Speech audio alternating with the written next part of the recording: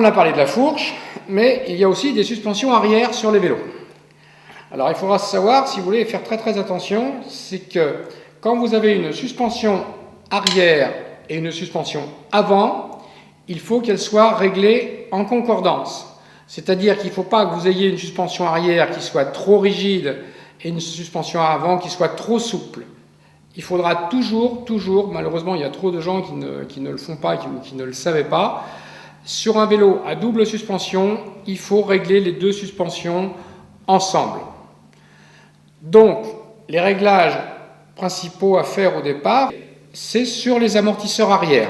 Alors bien entendu, au niveau des suspensions arrière, il y a différentes techniques, différentes conceptions, bien entendu, de suspension. La suspension arrière, elle a surtout pour but, c'est de donner du confort au vélo, d'avoir une liaison de la roue arrière sur le sol de meilleure qualité, puisque la roue ne va pas rebondir, puisqu'il va y avoir une suspension qui va essayer de laisser la roue au sol au maximum de son usage. Donc, confort et rendement sur un vélo à double suspension. La suspension arrière sur un vélo, vous allez bien comprendre, le premier paramètre pour le régler, eh bien, ça va être le poids de la personne. Il est certain que quelqu'un qui fait 80 kg ou quelqu'un qui fait 50 kg, nous n'allons pas régler l'amortisseur arrière de la même façon.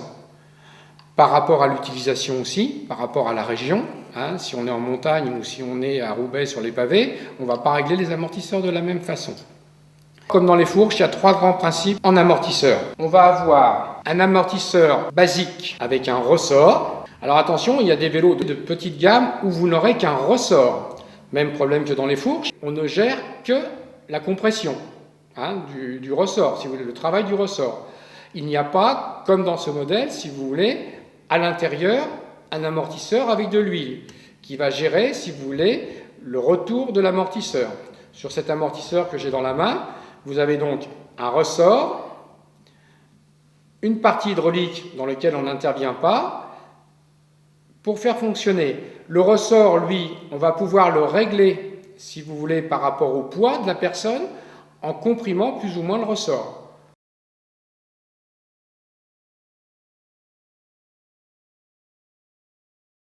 Sachez qu'il existe même des ressorts de différentes densités, c'est par la couleur en général.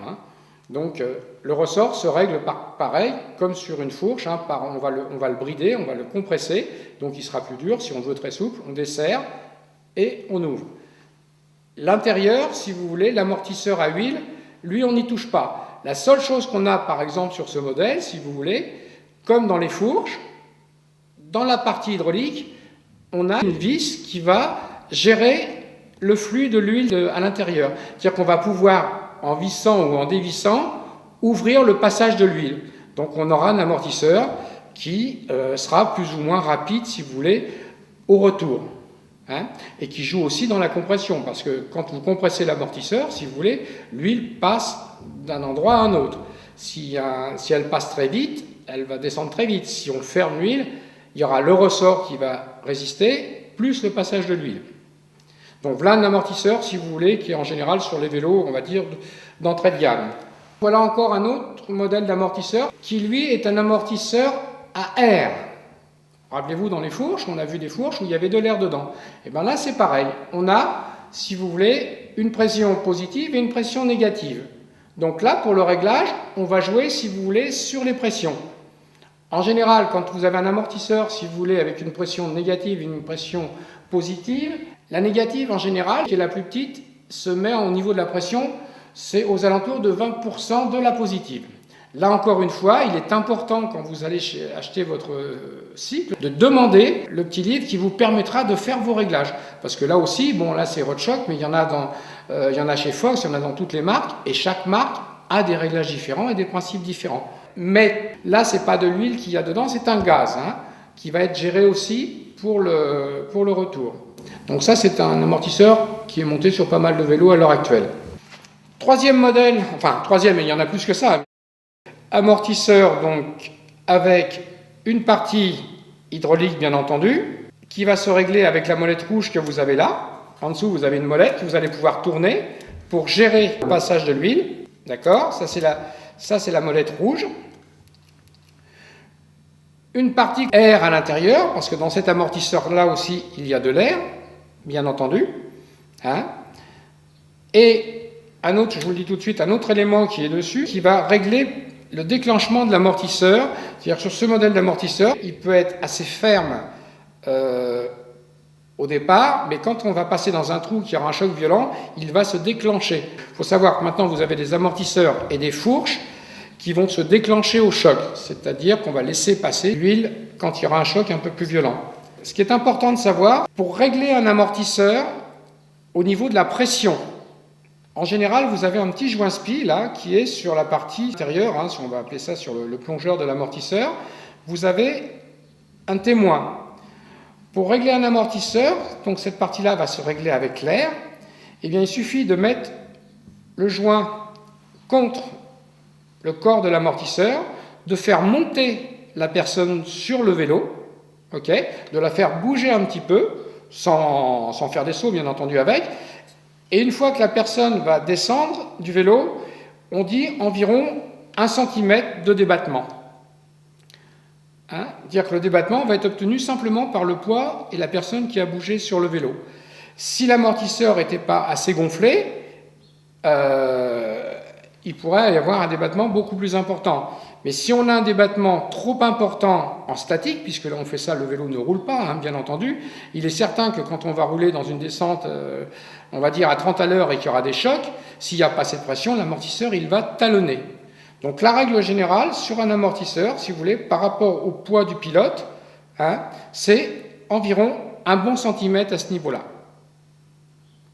Voilà, ça c'est pour régler l'amortisseur à l'arrière, c'est le plus important. Hein.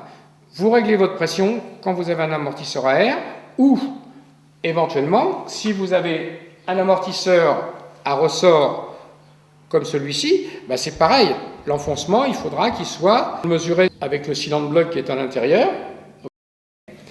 Et par exemple, sur le modèle de chez Rodshock, vous avez pareil, un petit joint spi qui vous permet de vérifier le débattement de votre amortisseur. L'entretien d'amortisseur, il n'y en a pratiquement pas, sauf, un peu comme sur les fourches, si vous voulez, ne pas laisser le sable, les impuretés venir se mettre sur la partie, si vous voulez, où il y a le traitement de surface, sur le, on va appeler ça le plongeur de l'amortisseur, hein, parce que s'il se détériore, si c'est de l'huile, l'huile passera à travers, si c'est de l'air, l'air passera à travers. Donc il faut entretenir aussi d'une manière très précise les amortisseurs.